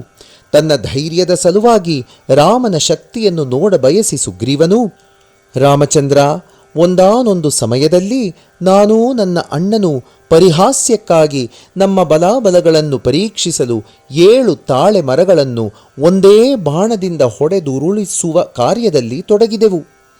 ಚಂದ್ರಮಂಡಲಾಕಾರವಾಗಿದ್ದ ಆ ತಾಳೆ ಮರಗಳ ಪೈಕಿ 3 ಮಾತ್ರ ನಾನು ಹೊಡೆದುರುಳಿಸಿದೆ. ವಾಲಿಯು 5 ಮರಗಳನ್ನು ಒಂದೇ ಬಾಣದಿಂದ ಹೊಡೆದುರುಳಿಸಿದನು. ಅದು ಅವನ ಬಲ. ಅದಕ್ಕಿಂತ ಯಾರು ಹೆಚ್ಚು ಬಲಶಾಲಿಯೋ ಅವನು ಮಾತ್ರ ವಾಲಿಯನ್ನು ಸೋಲಿಸಬಲ್ಲ. ನೀವು ಎಷ್ಟು ತಾಳೆ ಮರಗಳನ್ನು ಹೊಡೆದುರುಳಿಸಬಲ್ಲರೆನ್ನುವುದನ್ನು ನೋಡ ಬಯಸುತ್ತೇನೆ ಎಂದನು. 7 ತಾಳೆ ವೃಕ್ಷಗಳು. ತಾಳೆಯ ಮರಗಳಲ್ಲಿದ್ದಲ್ಲಿಗೆ ರಾಮಚಂದ್ರನನ್ನು ಕರೆದೊಯ್ದು ಅವುಗಳನ್ನು ಬಾಣ ಹೊಡೆದು ಉರುಳಿಸುವಂತೆ ಕೋರಿದನು. ಈ ತಾಳೆ ಮರಗಳು ವಾಲಿ ಹೊಡೆದುರುಳಿಸಿದ ಮರಗಳಂತಿಲ್ಲ. ಒಂದೊಂದೂ ಅವಕ್ಕಿಂತ 4-5ರಷ್ಟು ದೊಡ್ಡದಾಗಿದೆ. ಆದ್ದರಿಂದ ಇವುಗಳಲ್ಲಿ 2 ಹೊಡೆದುರುಳಿಸಿದರೂ ವಾಲಿಗಿಂತ ಬಲಶಾಲಿಯೇ ಎನ್ನಬಹುದು ಎಂದು ತಮ್ಮೊಳಗೆ ಸುಗ್ರೀವಾದಿಗಳು ಮಾತಾಡಿಕೊಂಡರು. ರಾಮನು ನಸು ನಕ್ಕು, ಸುಗ್ರೀವ, ಈ ತಾಳೆ ಮರಗಳು ನನ್ನ ದೃಷ್ಟಿಯಲ್ಲಿ ಅಲ್ಪವಾದವುಗಳು ಎನ್ನುತ್ತಾ ಸುನಾಯಾಸವಾಗಿ ಬಾಣ ಹೊಡೆದು ಆ ಎಲ್ಲ ತಾಳೆ ಮರಗಳನ್ನೂ ಉರುಳಿಸಿದ್ದಲ್ಲದೆ ಅವುಗಳ ಹಿಂದಿದ್ದ ಪರ್ವತದ ಬಂಡೆಗಳನ್ನೂ ಸೀಳಿದನು. ಅದನ್ನು ನೋಡಿದ ಸುಗ್ರೀವನು ರಾಮನ ಪಾದಗಳ ಮೇಲೆ ಬಿದ್ದು, ರಾಮಚಂದ್ರ, 100 ವಾಲಿಗಳು ಸೇರಿದರೂ ಈ ಕಾರ್ಯ ಸಾಧಿಸಲಾರರು. ನಿಮ್ಮಂಥ ಶಕ್ತಿ ಸಂಪನ್ನರಾದವರು ನನ್ನ ಮಿತ್ರರಾದುದು ನನ್ನ ಭಾಗ್ಯ. ನನ್ನ ಜನ್ಮ ಸಾರ್ಥಕವಾಯಿತು. ಒಬ್ಬ ವಾಲಿ ದೂರನಾದರೂ 100 ವಾಲಿಗಳು ನನಗೆ ಮಿತ್ರರಾದಂತೆ ಭಾವಿಸುತ್ತೇನೆ. ನನ್ನ ಅಪರಾಧವನ್ನು ಕ್ಷಮಿಸು. ನಿಮ್ಮನ್ನು ಶಂಕಿಸ ಹೊರಟಿದ್ದು ನನ್ನ ಅಲ್ಪತ್ವವೆಂದು ನಾಚಿಕೆಯಾಗುತ್ತಿದೆ. ಸಾಕ್ಷಾತ್ ಪರಮಾತ್ಮನನ್ನು ಮಿತ್ರನೆಂದು ಭಾವಿಸುವುದು, ಅವನೇ ಮಿತ್ರನಾಗಿ ಬಂದಿರುವುದು ನನ್ನ ಭಾಗ್ಯವೇ ಭಾಗ್ಯ. ಇಂದಿಗೆ ನನ್ನ ಚಿಂತೆ ಕಳೆಯಿತು. ನಾನು ಕಿಷ್ಕಿಂಧೆಯನ್ನು ಸೇರುವೆನೆನ್ನುವ ಆಶೆ ನನ್ನಲ್ಲಿ ಅಂಕುರಿಸಿತು. ನನ್ನ ಸತೀ ಸುತರೊಂದಿಗೆ ಸುಖ ಜೀವನ ನಡೆಸುವೆನೆನ್ನುವ ನಿರೀಕ್ಷೆ ನನ್ನನ್ನು ಆನಂದಪಡಿಸಿದೆ ಎಂದು ಹೇಳಿದನು. ಆದರೆ ಅದು ಎಂದಿಗೋ, ಎಷ್ಟು ನಿಮಿಷಗಳ ಮೇಲೋ, ಎಷ್ಟು ಗಂಟೆಗಳ ಮೇಲೋ ಎನ್ನುವುದು ಗೊಂದಲವಾಗಿದೆ. ಅದು ರಾಮೇಚ್ಛೆ, ಅವನ ಅನುಗ್ರಹ. ಯಾವ ನಿಮಿಷ ಅವನು ಸಂಕಲ್ಪಿಸುವನೋ ಎಂದು ರಾಮನಲ್ಲದೆ ತನಗೆ ಅನ್ಯ ಮಾರ್ಗವಿಲ್ಲವೆಂದು ಮನಸ್ಸಿನಲ್ಲಿ ದೃಢ ಮಾಡಿಕೊಂಡನು. ರಾಮನಿಗೆ ನಮಸ್ಕರಿಸಿ, ರಾಮ, ನಿನ್ನ ಇಷ್ಟ, ನೀನು ಕೃಪೆ ಮಾಡಿ ಯಾವ ನಿಮಿಷದಲ್ಲಿ ನನ್ನನ್ನು ಈ ಬಾಧೆಯಿಂದ ವಿಮುಕ್ತಗೊಳಿಸುವೆಯೋ ಎಂದು ಪ್ರಾರ್ಥಿಸುತ್ತಾ ಕುಳಿತನು. ನಾನು ಇದುವರೆಗೂ ವಾಲಿಯು ನನ್ನ ಪರಮ ಶತ್ರುವೆಂದು ಭಾವಿಸಿದ್ದೆ. ಇಂದಿನಿಂದ ವಾಲಿಯೂ ನನ್ನ ಶತ್ರುವಲ್ಲ, ನನ್ನ ಪರಮ ಮಿತ್ರ, ಹಿತೈಷಿ ಎಂದು ಭಾವಿಸುತ್ತೇನೆ. ಅವನಿಂದಾಗಿ ನಾನು ಈ ಪರ್ವತದಲ್ಲಿ ವಾಸ ಮಾಡಬೇಕಾಯಿತು. ಅದರಿಂದಾಗಿ ನಿಮ್ಮ ದರ್ಶನವಾಯಿತು, ನಿಮ್ಮೊಂದಿಗೆ ಮೈತ್ರಿಯುಂಟಾಯಿತು. ಇದಕ್ಕೆಲ್ಲ ವಾಲಿಯೇ ಕಾರಣ. ಆದ್ದರಿಂದಲೇ ಅವನನ್ನು ಇಂದಿನಿಂದ ನನ್ನ ಹಿತೈಷಿ ಎಂದು ಭಾವಿಸುತ್ತೇನೆ. ಜ್ಞಾನೋದಯ. ರಾಮ, ಸ್ವಪ್ನದಲ್ಲಿ ಒಬ್ಬನ ಮೇಲೆ ಪರಮದ್ವೇಷದಿಂದ ಅವನೊಂದಿಗೆ ನಾನಾ ವಿಧವಾಗಿ ಹೋರಾಡಿ ನಿದ್ದೆಯಿಂದೆದ್ದ ಮೇಲೆ ಅದು ಮಿಥ್ಯೆಯೆಂದು ತೋಚುವಂತೆ ನಿಮ್ಮ ದರ್ಶನವಾಗುವ ಮೊದಲು ಸ್ವಪ್ನದಂತೆ ಅಜ್ಞಾತವಶಾತ್ ವಾಲಿಯ ಮೇಲೆ ದ್ವೇಷ ಸಾಧಿಸುತ್ತಿದ್ದೆ. ನಿಮ್ಮ ದರ್ಶನ ಪ್ರಾಪ್ತವಾದುದರಿಂದ, ನಿಮ್ಮೊಂದಿಗೆ ಸಂಭಾಷಣೆ ಮಾಡಿದ್ದರಿಂದ ನಿದ್ರೆಯಿಂದೆದ್ದವನಂತೆ ಅಜ್ಞಾನದಿಂದ ಎಚ್ಚೆತ್ತಂತೆ ನಿಮ್ಮ ಪವಿತ್ರ ಪಾದ ಸ್ಪರ್ಶದಿಂದ ನನಗೆ ಜ್ಞಾನೋದಯವಾಯಿತು. ಈ ತಮ್ಮ ಸೇವಾಭಾಗ್ಯ ನನಗೆ ಲಭಿಸುವ ಮೊದಲು ನನ್ನ ದ್ವೇಷಾಸೂಯೆಗಳಿಂದ ವಾಲಿಯೊಂದಿಗೆ ವಿರೋಧ ಕಟ್ಟಿಕೊಂಡೆ. ಕೊರಗಿ ಕೃಶವಾಗಿ ಒಳ್ಳೆಯ ಕಾಲ ಬರುವುದೇ ಎಂದು ಪರಿತಪಿಸಿದೆ. ನನ್ನ ತಾಪವೇ ತಪಸ್ಸಾಗಿ, ಕ್ರೋಧವೇ ಪ್ರೇಮವಾಗಿ ಪರಿಣಮಿಸಿತು. ನನ್ನ ನಾಥ, ನಿಮ್ಮ ಕಟಾಕ್ಷವಾದರೆ ಸಾಕು. ನನಗೆ ರಾಜ್ಯ ಬೇಡ, ಹೆಂಡತಿ ಮಕ್ಕಳು ಬೇಡ. ಅವರವರ ಪ್ರಾಪ್ತಿ ಇದ್ದಂತೆ ಬದುಕುವರು. ಅವರ ಚಿಂತೆಯೂ ನನಗೆ ಬೇಡ. ನಿರಂತರವೂ ತಮ್ಮ ಸೇವೆ ಮಾಡುತ್ತಾ ತಮ್ಮೊಂದಿಗಿರಲು ಅಪ್ಪಣೆ ಕೊಟ್ಟರೆ ಸಾಕು ಎಂದು ಪ್ರಾರ್ಥಿಸಿದನು. ರಾಮನು ಸುಗ್ರೀವನ ತಲೆಯನ್ನು ಸವರುತ್ತಾ, ನೀನಾಡಿದ ಮಾತುಗಳು ಸತ್ಯವೇ. ರಾಜ್ಯಗಳು, ಸುಖ ದುಃಖಗಳು, ಕೋಪ ತಾಪಗಳು, ವಸ್ತು ವಾಹನಾದಿಗಳು, ಒಳ್ಳೆಯದು ಕೆಟ್ಟದ್ದು ಎಲ್ಲವೂ ಸ್ವಪ್ನ ದೃಶ್ಯಗಳು. ದೈವ ಸನ್ನಿಧಿ, ದೈವ ಭಾವಗಳೇ ಸತ್ಯವಾದವುಗಳು. ಆದರೆ ನನ್ನ ವಾಗ್ದಾನ, ನನ್ನ ಪ್ರತಿಜ್ಞೆ ನಿಷ್ಪ್ರಯೋಜಕವಾಗದು ಅಲ್ಲವೇ? ಹೇಗಾದರೂ ನಿನಗೆ ರಾಜ್ಯ ಬಂದೇ ಬರುವುದು. ಅದನ್ನಾಳುವುದು ತಪ್ಪದು. ಇಂದು ವಾಲಿಯೊಂದಿಗೆ ಯುದ್ಧವೂ ತಪ್ಪದು. ಸಿದ್ಧನಾಗು ಎಂದನು. ಹನುಮಂತಾದಿಗಳನ್ನು ಆ ಪರ್ವತದಲ್ಲೇ ಇರುವಂತೆ ಹೇಳಿ ಧನುರ್ಬಾಣಗಳನ್ನು ಧರಿಸಿ ಸುಗ್ರೀವನ ಜೊತೆಯಲ್ಲಿ ರಾಮ ಲಕ್ಷ್ಮಣರು ಕಿಷ್ಕಿಂಧೆಗೆ ಹೊರಟರು. ರಾಮನು ದಾರಿಯಲ್ಲಿ ಸುಗ್ರೀವನಿಗೆ ಹೇಳಬೇಕಾದುದನ್ನೆಲ್ಲ ಹೇಳಿದನು. ಕಿಷ್ಕಿಂಧಾಪುರದ ಸಿಂಹದ್ವಾರದ ಬಳಿ ಹೋಗಿ ಸುಗ್ರೀವನು ಭೂಮಿಯು ತತ್ತರಿಸುವಂತೆ ಕೇಕೆ ಹಾಕಿದನು. ಆ ಕೇಕೆಯನ್ನು ಕೇಳಿದೊಡನೆ ವಾಲಿಯು ಹೆಡೆ ತುಳಿದ ಹಾವಿನಂತೆ ಬುಸುಗುಟ್ಟುತ್ತಾ ತನ್ನ ತಮ್ಮನ ಮೇಲೆ ಯುದ್ಧಕ್ಕೆ ಹೊರಟನು. ತಾರೆಯ ಬೋಧೆ. ಆಗ ಅವನ ಪತ್ನಿಯಾದ ತಾರೆಯು ಅವನ ಪಾದಗಳನ್ನು ಹಿಡಿದುಕೊಂಡು ಅಂಗದನು ಪೂರ್ವದಲ್ಲಿ ಹೇಳಿದ ಮಾತುಗಳನ್ನು ಹೇಳಿ, ನಾಥ, ಸುಗ್ರೀವನ ಸ್ನೇಹ ಮಾಡಿರುವ ಅಣ್ಣ ತಮ್ಮಂದಿರು ಸಾಮಾನ್ಯರಲ್ಲ, ಅವರು ಮಹಾಬಲರು. ಇಷ್ಟು ಕಾಲ ಅಡಗಿಕೊಂಡಿದ್ದ ಸುಗ್ರೀವನು ಈಗ ಇಷ್ಟು ಧೈರ್ಯವಾಗಿ ಯುದ್ಧಕ್ಕೆ ಸಿದ್ಧವಾಗಿದ್ದಾನೆಂದರೆ ಅವರ ಬಲವನ್ನು ಚೆನ್ನಾಗಿ ತಿಳಿದು ಅವರ ಸಹಾಯದೊಂದಿಗೆ ಬಂದಿದ್ದಾನೆ ಹೊರತು ಹಿಂದು ಮುಂದು ಯೋಚಿಸದೆ ಬಂದಿಲ್ಲ. ರಾಜಪುತ್ರರಾದ ಆ ರಾಮಲಕ್ಷ್ಮಣರು ದೈವ ಶಕ್ತಿಯಿಂದ ಕೂಡಿದವರು. ಅವರ ಮೇಲೆ ಯುದ್ಧ ಮಾಡುವುದು ನಿಮಗೆ ಒಳ್ಳೆಯದಲ್ಲ ಎಂದು ಬಹಳವಾಗಿ ಬೇಡಿಕೊಂಡಳು. ಅವಳ ದೀನಾಲಾಪವನ್ನು ಕೇಳಿ ವಾಲಿಯು ಗೊಳ್ಳೆನೆನ್ನಕ್ಕೋ, ಓ ಭಯಸ್ಥಳೆ, ಶ್ರೀರಾಮನು ಸಮದರ್ಶಿ ಎಂದು ಹೇಳಿದೆ. ಹಾಗಾದರೆ ಅವನು ನಮ್ಮಿಬ್ಬರನ್ನೂ ಸಮವಾಗಿ ಕಾಣುವನು. ನಾನೇನೂ ಅವನಿಗೆ ಅಪಕಾರ ಮಾಡಿಲ್ಲವಲ್ಲವೇ? ಹಾಗೊಮ್ಮೆ ರಾಮನು ನನ್ನನ್ನು ಸಂಹರಿಸಿದರೂ ನನ್ನ ಜನ್ಮ ಸಫಲವಾಗುವುದು, ಅಷ್ಟೇ ತಾನೇ ಎಂದನು. ಒಂದೆಡೆ ವಾಲಿಯ ಮಾತುಗಳಿಂದ ತಾರೆಗೆ ಸಂತೋಷವಾದರೂ ರಾಮನನ್ನು ಎದುರಿಸುವ ಅವನ ನಿರ್ಧಾರ ಸಹಿಸಲಾರದೆ ಅವನನ್ನು ತಡೆಯಲು ಮತ್ತಷ್ಟು ಪ್ರಯತ್ನಿಸಿದಳು. ನಾಥ, ಸ್ತ್ರೀಯು ಅಡ್ಡಿ ಮಾಡುವುದು ಅಪಶಕುನವಲ್ಲವೇ ಎಂದು ಎಷ್ಟೋ ಹೇಳಿದರೂ ಯುದ್ಧ ಸಮಯದಲ್ಲಿ ಶಕುನಗಳು ಕೆಲಸಕ್ಕೆ ಬರುವುದಿಲ್ಲ. ತನ್ನ ಪ್ರಾಣವನ್ನು ಕಳೆದುಕೊಳ್ಳುವುದೋ ಇಲ್ಲವೇ ಶತ್ರುವಿನ ಪ್ರಾಣವನ್ನು ತೆಗೆಯುವುದೋ ಸಂಭವಿಸಲೇಬೇಕು. ನಾನು ಅವನ್ನೆಲ್ಲ ಪರಿಗಣಿಸುವವನಲ್ಲ ಎಂದು ತಾರೆಯನ್ನು ಪಕ್ಕಕ್ಕೆ ತಳ್ಳಿ ಮಹಾಕ್ರೋಧದಿಂದ ಯುದ್ಧಕ್ಕೆ ಹೊರಟು ಸಿಂಹದ್ವಾರವನ್ನು ಸಮೀಪಿಸಿದನು. ಅಲ್ಲಿ ಸುಗ್ರೀವನೊಬ್ಬನನ್ನೇ ನೋಡಿ ವಾಲಿಯು ಕುಪ್ಪಳಿಸಿ ಸುಗ್ರೀವನ ಮೇಲೆ ಬಿದ್ದು ಮುಷ್ಟಿ ಯುದ್ಧ ಪ್ರಾರಂಭಿಸಿದನು. ವಾಲಿಯ ಮುಷ್ಟಿಯ ಹೊಡೆತಗಳನ್ನು ಸುಗ್ರೀವನು ಸಹಿಸಲಾರದೆ ಹೋದನು. ಓಡಿ ಹೋಗಲು ಸಿದ್ಧನಾದನು. ವಾಲಿಯು ತನ್ನ ಬಲವನ್ನೆಲ್ಲ ಉಪಯೋಗಿಸಿ ಕಾಲುಗಳಿಂದ ಒದ್ದು ಕೈಗಳಿಂದ ಗುದ್ದಿ ಹಿಂಸಿಸಿದ್ದರಿಂದ ತಾಳಲಾರದೆ ಸುಗ್ರೀವನು ಓಡಿ ಹೋದನು. ವಾಲಿಯು ತೊಡೆಗಳನ್ನು ತಟ್ಟುತ್ತಾ ಹಿಂತಿರುಗಿದನು. ಅಂತರಾರ್ಥ: ಓಡಿ ಹೋಗುತ್ತಿದ್ದ ಸುಗ್ರೀವನು ಬಹಳ ನಿರಾಶೆಯಿಂದ, ನೋವಿನಿಂದ, ಭಯದಿಂದ ರಾಮನಿಗೆ ನಮಸ್ಕರಿಸಿ, ಸ್ವಾಮಿ, ನೀವೇಕೆ ನನ್ನನ್ನು ಹೀಗೆ ಪರಾಭವಗೊಳ್ಳುವಂತೆ ಮಾಡಿದಿರೋ ಅರ್ಥವಾಗುತ್ತಿಲ್ಲ. ನೀವು ಸಹಾಯ ಮಾಡುತ್ತೀರೆನ್ನುವ ಬೆಟ್ಟದಂಥ ಆಶೆಯಿಂದ ನಾನು ಹೋದೆ. ನಿಮ್ಮ ಅಂಬು ಯಾವಾಗ ವಾಲಿಯ ಮೇಲೆ ಬೀಳುವುದೋ ಎಂದು ಕ್ಷಣ ಕ್ಷಣವೂ ಧೈರ್ಯದಿಂದ ವಾಲಿಯೊಂದಿಗೆ ಹೋರಾಡುತ್ತಿದ್ದೆ. ನಂತರ ತಾಳಲಾರದೆ ಓಡಿ ಬರಬೇಕಾಯಿತು.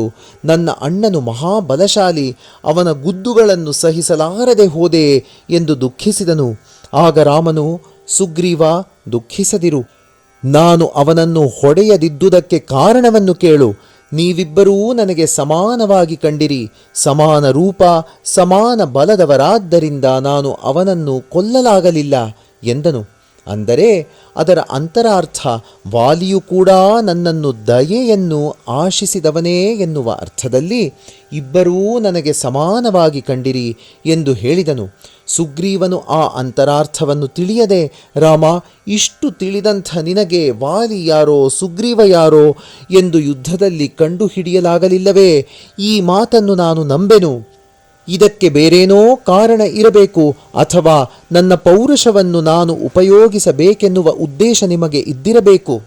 ಅದನ್ನು ಮುಂಚಿತವೇ ತಿಳಿಸಿದ್ದರೆ ನಾನು ಮೊದಲಿನಿಂದಲೇ ತಕ್ಕ ರೀತಿಯಲ್ಲಿ ಹೋರಾಡುತ್ತಿದ್ದೆ. ರಾಮನು ಹೇಗೂ ನೋಡಿಕೊಳ್ಳುತ್ತಾನಲ್ಲವೇ ಎಂದು ಅಲಕ್ಷ್ಯವಾಗಿದ್ದೆ ಎಂದು ನಿಟ್ಟುಸಿರು ಹುಯ್ದನು. ರಾಮನು ನಿರಾಶನಾಗಿದ್ದ ಸುಗ್ರೀವನ ಹತ್ತಿರ ಹೋಗಿ ಹಲವು ರೀತಿಯಾಗಿ ಅವನನ್ನು ಸಮಾಧಾನಪಡಿಸಿ ಅವನ ಮೈಯನ್ನು ತನ್ನ ಅಮೃತ ಹಸ್ತದಿಂದ ತಡವಿದನು. ಸುಗ್ರೀವನಿಗಾಗಿದ್ದ ಗಾಯಗಳು ಕ್ಷಣದಲ್ಲಿ ಮಾಯವಾಗಿ ನೋವೆಲ್ಲ ಹೋಗಿ ಹಾಯೆನಿಸಿತು.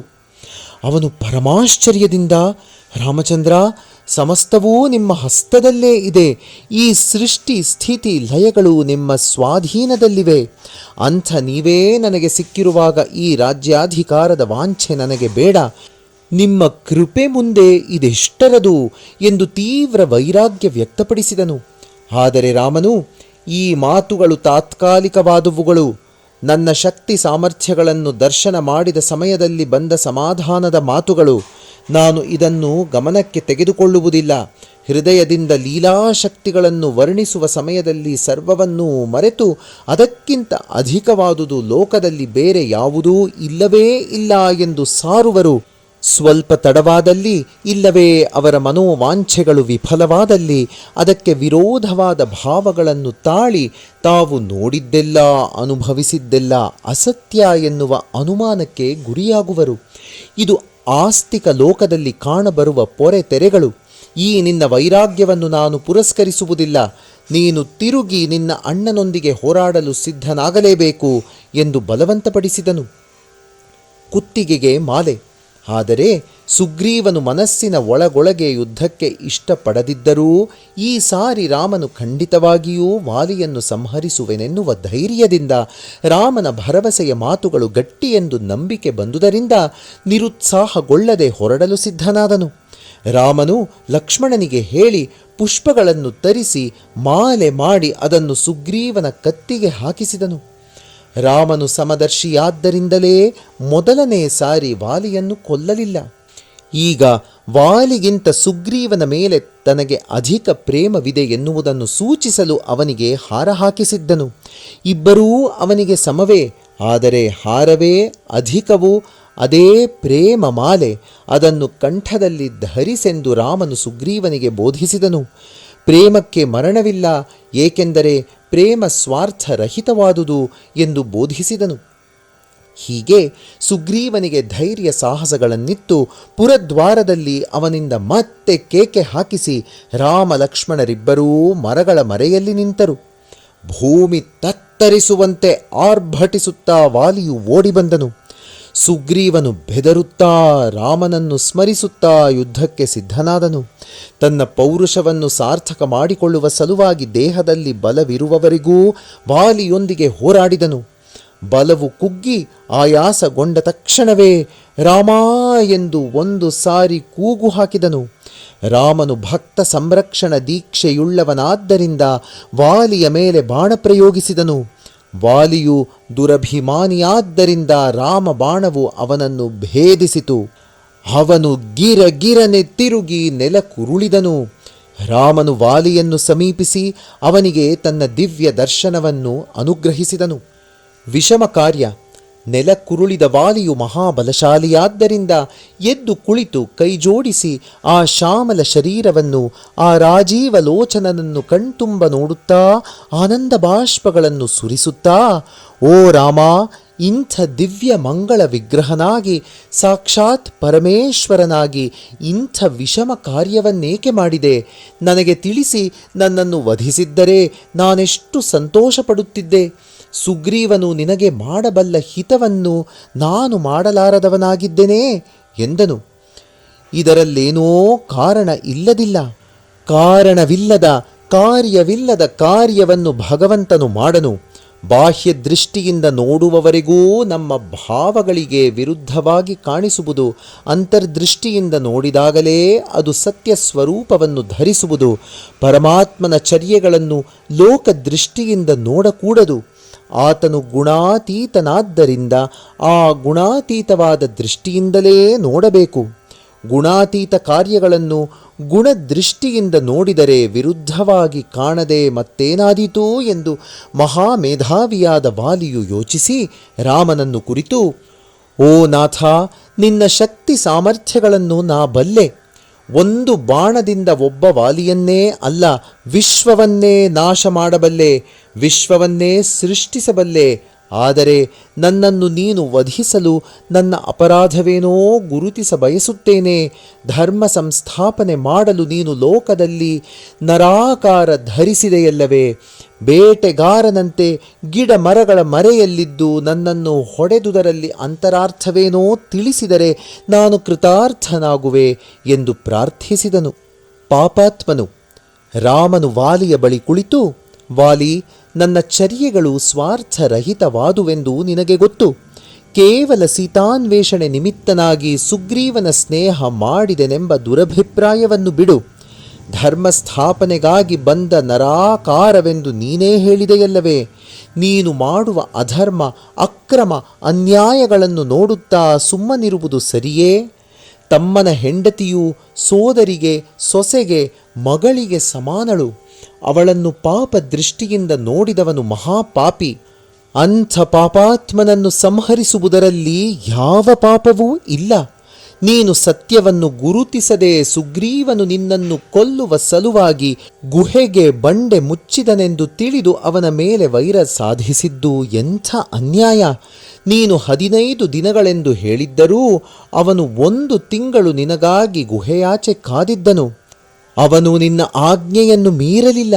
ಕಡೆಗೆ ರಕ್ತದ ವಾಸನೆ ಬಂದಿದ್ದರಿಂದ ತನ್ನ ಅಣ್ಣನನ್ನು ರಾಕ್ಷಸನು ಹತ ಮಾಡಿದ್ದಾನೆಂದು ತಿಳಿದು ಅಂಥ ರಾಕ್ಷಸನೊಂದಿಗೆ ಹೋರಾಡಲು ನಿನಗೇ ಸಾಧ್ಯವಾಗದಿದ್ದಾಗ ಇನ್ನು ತನ್ನ ಕೈಯಲ್ಲಿ ಸಾಧ್ಯವಾಗುವುದೇ ಎಂದು ಆಲೋಚಿಸಿ ಆ ರಾಕ್ಷಸನು ಹೊರಗೆ ಬರದಂತೆ ಗುಹೆಯ ದ್ವಾರಕ್ಕೆ ಬಂಡೆಯನ್ನು ಮುಚ್ಚಿ ಬಂದನು. ಪುರಪ್ರಜೆಗಳು ಅವನನ್ನು ತಮ್ಮ ಪ್ರಭುವಾಗಬೇಕೆಂದು ಒತ್ತಾಯ ಮಾಡಿ ಪ್ರಭು ಮಾಡಿಕೊಂಡರು. ಇದರಲ್ಲಿ ಸುಗ್ರೀವನ ತಪ್ಪೇನಿಲ್ಲವೆನ್ನುವುದನ್ನು ನೀನು ಯೋಚಿಸದೇ ಹೋದೆ. ನಿನ್ನ ಮೇಲಿನ ಪ್ರೇಮದಿಂದ ನಿನ್ನ ಆಜ್ಞೆಯನ್ನು ಗೆರೆದಾಟದೆ ಪಾಲಿಸಿ ಸತ್ಯ ಮಾರ್ಗ ಅವಲಂಬಿಸಿದ ತಮ್ಮನನ್ನು ನೀನು ದುರಭಿಮಾನದಿಂದ ನಿಷ್ಕಾರಣವಾಗಿ ಹೊರದೂಡಿ ಅಡವಿ ಪಾಲು ಮಾಡಿದೆ. ಇದನ್ನು ತಪ್ಪೆನ್ನುವಿಯೋ ಇಲ್ಲವೋ? ಹೋಗಲಿ, ಅವನನ್ನು ಹೊರಗಟ್ಟುವಾಗ ಅವನ ಹೆಂಡತಿಯನ್ನು ತನ್ನ ಹೆಂಡತಿ ಮಾಡಿಕೊಳ್ಳುವುದು ಮಹಾಪಾಪ ಎನ್ನುತ್ತೀಯೋ ಇಲ್ಲವೋ? ಅದಕ್ಕಿಂತಲೂ ಮಹಾಪಾಪ ಬೇರೊಂದುಂಟೆ. ಅದರಲ್ಲೂ ಪ್ರಭುವಾದ ನೀನು, ಪರಿಪಾಲಕನಾದ ನೀನು ಇಂಥ ಪಾಪಗಳಿಗೆ ಗುರಿಯಾದರೆ ಇತರರನ್ನು ಶಿಕ್ಷಿಸುವ ಅಧಿಕಾರ ನಿನಗೆಲ್ಲಿದೆ ಎಂದು ಪ್ರೀತಿಯಿಂದ ಮಾತನಾಡಿ ಅವನ ತಪ್ಪುಗಳನ್ನು ಕನ್ನಡಿಯಲ್ಲಿ ತೋರಿಸಿದ ಹಾಗೆ ಅವನಿಗೆ ತೋರಿಸಿದನು. ವಾಲಿಯು ಅರಿತು, ಓ ನಾಥ, ನಿಮ್ಮ ಬಳಿ ನನ್ನ ಚಮತ್ಕಾರ ವ್ಯರ್ಥವಾಯಿತು. ನನ್ನ ಬಿನ್ನಪವನ್ನು ಕೇಳಿ ನಾನು ಪಾಪಾತ್ಮನಲ್ಲ. ಹಾಗೆ ಪಾಪಾತ್ಮನೇ ಆಗಿದ್ದಿದ್ದರೆ ಅಂತ್ಯಕಾಲದಲ್ಲಿ ಸಾಕ್ಷಾತ್ ಪರಮಾತ್ಮನ ಕೈಗಳಿಂದ ಪೆಟ್ಟು ತಿಂದು ಅವನನ್ನೇ ನೋಡುತ್ತಾ ಅವನ ದಿವ್ಯ ವಾಣಿಯನ್ನು ಕೇಳುತ್ತಾ ಪ್ರಾಣ ಬಿಡುತ್ತಿದ್ದೆನೇ. ಇದು ಪಾಪಾತ್ಮರಿಗೆ ಸಂಭವಿಸುವುದೇ? ಇಂಥ ಭಾಗ್ಯವನ್ನು ಪಾಪಾತ್ಮರಿಗೆ ಪರಮಾತ್ಮ ಅನುಗ್ರಹಿಸುವನೇ ಎಂದು ಪ್ರೇಮೋತ್ಸಾಹಗಳಿಂದ ಭಕ್ತಿ ಪ್ರಪತ್ತಿಗಳಿಂದ ಜ್ಞಾನಿಯಂತೆ ಆಡಿದ ಮಾತುಗಳು ರಾಮನನ್ನು ಪ್ರಸನ್ನಗೊಳಿಸಿದವು. ನಿಜ ವೈರಾಗ್ಯ. ವಾಲಿಯ ನಿಜ ವೈರಾಗ್ಯವನ್ನು ಲೋಕಕ್ಕೆ ತಿಳಿಸುವ ಸಲುವಾಗಿ, ವಾಲಿ, ನಿನ್ನ ಪ್ರಾಣಗಳನ್ನು ನಿನಗೆ ಕೊಟ್ಟಿದ್ದೇನೆ, ಕಾಯವನ್ನು ಉಳಿಸಿಕೋ, ಇನ್ನು ನಿನಗೆ ಜರಾಮರಣಗಳಿಲ್ಲ ಎಂದು ಅವನ ಶಿರಸ್ಸಿನ ಮೇಲೆ ಹಸ್ತವನ್ನಿಟ್ಟು ಆಶೀರ್ವದಿಸಿದನು. ಅದಕ್ಕೆ ವಾಲಿಯು, ಓ ಕೃಪಾ ಸಮುದ್ರನೇ, ನನ್ನ ಬಿನ್ನಹವನ್ನು ಕೇಳು. ಜನ್ಮ ಜನ್ಮಾಂತರಗಳಲ್ಲಿ ಏನು ಪ್ರಯತ್ನ ಮಾಡಿದರೂ ಪ್ರಾಣ ಪ್ರಯಾಣ ಸಮಯ ಬರದೇ ತೀರದು. ಅಂಥ ಸಮಯದಲ್ಲಿ ಮುನೀಶ್ವರರಿಗೆ ಸಹಿತ ಅವರ ಬಾಯಿಯಿಂದ ನಿನ್ನ ನಾಮ ಹೊರಡದು. ಆದರೆ ನಿನ್ನ ಸಂಭಾಷಣೆ, ನಿನ್ನ ಸ್ಪರ್ಶ ಇಷ್ಟೂ ಈ ಅಂತ್ಯ ಸಮಯದಲ್ಲಿ ನನಗೆ ಆಯಾಚಿತವಾಗಿ ಲಭಿಸಿದೆ. ಇವನ್ನು ನಾನು ದುರ್ವಿನಿಯೋಗ ಮಾಡಿಕೊಂಡರೆ ಇನ್ನು ನಾನು ಎಷ್ಟು ಕಾಲ ಬದುಕಿದ್ದರೆ ಏನು ಪ್ರಯೋಜನ? ಆದ್ದರಿಂದ ಈ ಕಾಯವನ್ನು ಉಳಿಸಿಕೊಳ್ಳುವುದರಿಂದ ನಾನು ಯಾವ ಘನಕಾರ್ಯವನ್ನೂ ಸಾಧಿಸಲಾರೆ. ಓ ನಾಥ, ವೇದಗಳು ಸಹಿತ ನ ಇತಿ ನ ಇತಿ ಎಂದು ಹೇಳುತ್ತಿರುವಾಗ ನನ್ನ ಅದೃಷ್ಟದಿಂದ ಇದು ಅಲ್ಲ ಇದು ಅಲ್ಲ ಎಂದು ಹುಡುಕುತ್ತಾ ಕಡೆಗೆ ಇದೇ ಇದೇ ಎನ್ನುವ ಆ ವಸ್ತು ಕಡೆಯ ನಿಷ್ಕರ್ಷ ಸ್ಥಾನವ್ಯಾವುದೋ ಅದೇ ನನ್ನ ಕೈಗೆ ಸಿಕ್ಕಿರುವಾಗ ನಾನು ಅದನ್ನು ಕೈಬಿಡುವೆನೇ? ಕಲ್ಪವೃಕ್ಷವನ್ನು ಬಿಟ್ಟು ಕಾಡು ಮರವನ್ನು ಕೋರುವಂಥ ಮೂರ್ಖನೇ ವಾಲಿ. ಬ್ರಹ್ಮನ ಮಾನಸ ಪುತ್ರನೆಂದು, ಮಹಾಬಲಶಾಲಿ ಎಂದು, ಜ್ಞಾನಿ ಎಂದು ಹೆಸರು ಗಳಿಸಿ ಈ ಪ್ರಾಣವು ತುಚ್ಛ ಕಾಯದ ಮೇಲೆ ಭ್ರಾಂತಿಯನ್ನು ಅಭಿವೃದ್ಧಿಗೊಳಿಸಿದರೂ ಅಪಕೀರ್ತಿಗೆ ಗುರಿಯಾದವನಾಗಿರುವೆನು. ಅಷ್ಟೇಕೆ, ಇದು ಆತ್ಮತೃಪ್ತಿ ಇಲ್ಲದೆ ಪಡೆದುಕೊಂಡ ಅನ್ಯ ತೃಪ್ತಿಯೇ ಅಲ್ಲವೇ? ನಾಥ, ನಿಮ್ಮ ದರ್ಶನದಿಂದ ನನ್ನಲ್ಲಿ ಭೇದ ದೃಷ್ಟಿ ಹೋಯಿತು, ಅನನ್ಯ ದೃಷ್ಟಿ ಪ್ರಾಪ್ತವಾಯಿತು. ನನ್ನ ಪಾಪ ಫಲಗಳು ಈ ಕಾಯದೊಂದಿಗೇ ಹೋಗಲಿ, ಮತ್ತೊಂದು ಕಾಯವನ್ನು ಭರಿಸಬೇಡ ಎಂದು ಪ್ರಾರ್ಥಿಸುತ್ತಾ ಕುಮಾರನನ್ನು ಕರೆಯಿಸಿ, ಇವನು ಇಷ್ಟು ಕಾಲವೂ ಈ ಕಾಯದ ಕಾಮಪುತ್ರನಾಗಿ ಬೆಳೆದನು. ಇವನು ಮಹಾಬಲವಂತ, ಗುಣವಂತ, ವಿನಯ ವಿಧೇಯತೆಗಳಲ್ಲಿ ಮಹಾಗುಣಶೀಲ. ಇವನನ್ನು ಇಂದಿನಿಂದ ನಿನ್ನ ಪ್ರೇಮ ಪುತ್ರನಂತೆ ನೋಡಿಕೋ. ಇವನನ್ನು ನಿನ್ನ ಹಸ್ತದಲ್ಲಿಡುತ್ತಿದ್ದೇನೆ ಎಂದು ಕುಮಾರನ ಕೈ ಹಿಡಿದುಕೊಂಡು ರಾಮನ ಕೈಗಿತ್ತನು. ರಾಮನು ಅಂಗದನನ್ನು ಆದರಿಸಿ ಆಶೀರ್ವದಿಸಿ ಹತ್ತಿರವಿಟ್ಟುಕೊಂಡನು. ಅದನ್ನು ನೋಡಿ ವಾಲಿಯು ಆನಂದ ಬಾಷ್ಪಗಳನ್ನು ಸುರಿಸುತ್ತಾ ಕಣ್ಣು ಮುಚ್ಚಿದನು. ಕೊರಳಿನಿಂದ ಹೂಮಾಲೆ ಜಾರಿ ಕೆಳಗೆ ಬಿದ್ದರೂ ಆನೆಗೆ ಲಕ್ಷ್ಯವಿರುವುದಿಲ್ಲ ಅಲ್ಲವೇ? ಹಾಗೆ ವಾಲಿಯು ಅಲಕ್ಷ್ಯವಾಗಿ ಯೋಚನೆಯೇ ಇಲ್ಲದೆ ಪ್ರಾಣವನ್ನು ಬಿಟ್ಟನು. ತಾರೆಯ ವಿಲಾಪ. ಪಂಪಾಪುರ ವಾಸಿಗಳು ವಾಲಿಯ ಮರಣ ವಾರ್ತೆಯನ್ನು ಕೇಳಿ ಬಹಳ ದುಃಖದಿಂದ ಗೋಳಾಡುತ್ತಾ ಗುಂಪು ಗುಂಪಾಗಿ ಬಂದು ಸೇರಿದರು. ವಾಲಿಯ ಹೆಂಡತಿ ತಾರೆಯೂ ಪರಿವಾರದೊಂದಿಗೆ ಬಂದು ವಾಲಿಯ ಕಳೇಬರದ ಮೇಲೆ ಸ್ಮೃತಿ ತಪ್ಪಿ ಬಿದ್ದಳು. ಗಂಡನ ವಿಯೋಗ ಬಾಧೆಯನ್ನು ತಾಳಲಾರದೆ ಗೋಳಾಡುತ್ತಿದ್ದ ಅವಳ ದುಃಖವು ಕಲ್ಲನ್ನಾದರೂ ಕರಗಿಸುವಂತಿತ್ತು. ಅವಳ ತಲೆಗೂದಲು ಕೆದರಿ ಹೋಗಿತ್ತು. ಒಮ್ಮೊಮ್ಮೆ ಸ್ಮೃತಿ ಬಂದಾಗ ಗಂಡನ ಮುಖವನ್ನು ನೋಡುತ್ತಾ, ಓ ನಾಥ, ಎಷ್ಟೋ ವಿಧವಾಗಿ ನಾನು ಹಿತವನ್ನು ಬೋಧಿಸಿದರೂ ಕೇಳದೆ ಹೋದೆ. ಯಾವ ಸತಿಯೇ ಆಗಲಿ ಪತಿಯ ಹಿತವನ್ನು ಲಕ್ಷ್ಯದಲ್ಲಿಟ್ಟುಕೊಂಡೇ ಅವನಿಗೆ ಏನನ್ನಾದರೂ ಹೇಳುವಳಲ್ಲವೇ? ಸತಿಗಿಂತ ಹಿತರಾದವರು ಪತಿಗೆ ಬೇರೊಬ್ಬರಿಲ್ಲ ಅಲ್ಲವೇ? ಯಾವ ಮಹನೀಯರಾದರೂ ಸ್ವಲ್ಪ ಸ್ವಾರ್ಥವನ್ನಿಟ್ಟುಕೊಂಡು ಬೋಧಿಸಬಹುದು, ಆದರೆ ಸತಿ ಹಾಗಲ್ಲ ಅಲ್ಲವೇ? ಅವಳು ಪತಿ ಕ್ಷೇಮವನ್ನೇ ಲಕ್ಷ್ಯದಲ್ಲಿಟ್ಟುಕೊಂಡು ಹೇಳುವಳಲ್ಲವೇ? ಅಯ್ಯೋ ನಾಥ, ವಿಧಿಯಿಂದಾಗಿ ನನ್ನ ಬೋಧನೆ ನಿನ್ನ ಮನಸ್ಸಿಗೆ ಹಿಡಿಯಲಿಲ್ಲ. ನಾಥ, ಈ ಕುಮಾರನನ್ನು ಕೊಲ್ಲದೆ ಬಿಡುವರೆ? ಇನ್ನು ನಮಗೆ ದಾರಿ ತೋರಿಸುವವರು ಯಾರು? ನಾಥ, ನಮ್ಮನ್ನು ಬಿಟ್ಟು ಪರಲೋಕಕ್ಕೆ ಹೋಗಲು ಮನಸ್ಸು ಹೇಗೆ ಒಪ್ಪಿತು? ಇನ್ನು ನಾನು ಯಾರಿಗಾಗಿ ಜೀವಿಸಲಿ ಎನ್ನುತ್ತಾ, ಓ ರಾಮಚಂದ್ರ, ಪ್ರಾಣ ಸಮಾನನಾದ ನನ್ನ ಪತಿಯನ್ನು ಪರಲೋಕಕ್ಕೆ ಕಳಿಸಿ ನಮ್ಮನ್ನು ಪರಾಧೀನದಲ್ಲಿ ಬಾಳಬೇಕೆನ್ನುವೆಯಾ? ಇವು ನಿನ್ನಂತಹ ಗುಣಶಾಲಿಗೆ, ಧರ್ಮ ಮೂರ್ತಿಗೆ ಸರಿಯೇ? ನೀನು ನಮಗೆ ಒಳ್ಳೆಯದನ್ನು ಮಾಡ ಬಯಸುವಿಯೇನು? ಹಾಗಾದರೆ ನನ್ನನ್ನೂ ನನ್ನ ಕುಮಾರನನ್ನೂ ಅವನೊಂದಿಗೆ ಕಳಿಸು. ಬಲಶಾಲಿಯನ್ನು ಸಂಹರಿಸಿದ ನಿನ್ನ ಬಾಣ ಅಬಲರನ್ನು ಸಂಹರಿಸಲಾರದೆ ಎಂದು ರಾಮನ ಪಾದಗಳ ಮೇಲೆ ಬಿದ್ದು ಗೋಳಾಡಿದಳು. ಶ್ರೀರಾಮನ ಬೋಧೆ. ರಾಮನು, ತಾರಾ, ಏಕೆ ಗೋಳಿಡುತ್ತಿ? ವೀರ ಪತ್ನಿಯಾದ ನಿನಗೆ ಈ ವಿಲಾಪ ಕೀರ್ತಿ ತರದು, ಶಾಂತಿ ನೀಡದು. ಶರೀರ ಅನಿತ್ಯವಾದುದು, ನಿಕೃಷ್ಟವಾದುದು. ವಾಲಿಯೇ ತನ್ನ ಕಾಯವನ್ನು ತುಚ್ಛವಾಗಿ ಭಾವಿಸಿದನು. ಎಂದಾದರೂ ಕಾಯ ಬೀಳಲೇಬೇಕು, ಹೋಗಲೇಬೇಕು. ಪರಮ ಲಕ್ಷ್ಯದ ಸಲುವಾಗಿ ಕಾಯವು ಬೇಕೇ ವಿನಾ ಲಕ್ಷ್ಯವಿಲ್ಲದ ಕಾಯ ಇದ್ದಲಿಗೆ ಸಮಾನ. ಹೋಗಲಿ, ಆತ್ಮಕ್ಕಾಗಿ ದುಃಖಿಸುತ್ತಿದ್ದೀಯಾ? ಆತ್ಮ ನಿತ್ಯವಾದುದು, ಅದಕ್ಕೆ ಯಾವ ಪರಿಣಾಮಗಳೂ ಇಲ್ಲ. ಆತ್ಮ ತಿಳಿಯದವರಿಗೆ ಕಾಯದ ಮೇಲೆ ಭ್ರಾಂತಿ. ದೇಹಭ್ರಾಂತಿ ಅಜ್ಞಾನ, ಆತ್ಮಭ್ರಾಂತಿ ಜ್ಞಾನ. ಮಣ್ಣಿನಲ್ಲಿ ಮಾಣಿಕ್ಯ ಸಿಕ್ಕಿದಂತೆ ಹಂಸ ದೇಹದಲ್ಲಿ ದೇಹಿ ಸಿಕ್ಕುತ್ತಾನೆ. ದೇಹಿಯ ನಿಮಿತ್ತವಾಗಿ ದೇಹವೇ ಹೊರತು ದೇಹದ ನಿಮಿತ್ತವಾಗಿ ದೇಹಿ ಬಾರನು. ಕ್ಷಣಭಂಗುರವಾದ ಮಲಿನವಾದ ದುರ್ಗಂಧಗಳಿಂದ ಮಲಮೂತ್ರಗಳಿಂದ ತುಂಬಿದ ಈ ದೇಹವನ್ನು ಯಾರಾದರೂ ಒಂದಾನೊಂದು ದಿನ ಬಿಡುವುದು ತಪ್ಪದು. ಈ ಕಾಯದಿಂದ ಸಾಧಿಸದ ಕಾರ್ಯಗಳೇ ನಮ್ಮ ಮಾನವತ್ವಕ್ಕೆ ಶೋಭೆ ತರುಪುವು. ನಿನ್ನ ಪತಿ ಮಹಾ ಘನಕಾರ್ಯ ಮಾಡಿದ್ದಾನೆ. ರಾಜ್ಯ ಪಾಲನೆಯಲ್ಲಿ ತನ್ನ ಅನುಚರರನ್ನು, ನಂಬಿದವರನ್ನು ಪ್ರಾಣ ಸಮಾನವಾಗಿ ನೋಡಿಕೊಂಡಿದ್ದಾನೆ. ರಾಕ್ಷಸರನ್ನು ಹತ ಮಾಡಿದ್ದಾನೆ. ಅವನಲ್ಲಿ ದೈವಭಕ್ತಿ ಇತ್ತು. ಅವನ ಒಂದೇ ಒಂದು ಪಾಪವೆಂದರೆ ತನ್ನ ಸೋದರನಿಗೆ ಅಪಕಾರ ಮಾಡಿದ್ದು. ಅದೊಂದನ್ನು ಬಿಟ್ಟು ಅವನು ಬೇರೇನೂ ಪಾಪ ಮಾಡಿಲ್ಲ. ಆ ಪಾಪಕ್ಕೆ ತಕ್ಕ ಫಲವಾಗಿಯೇ ಈಗ ನನ್ನ ಕೈಯಿಂದ ಪ್ರಾಣ ಬಿಟ್ಟನು.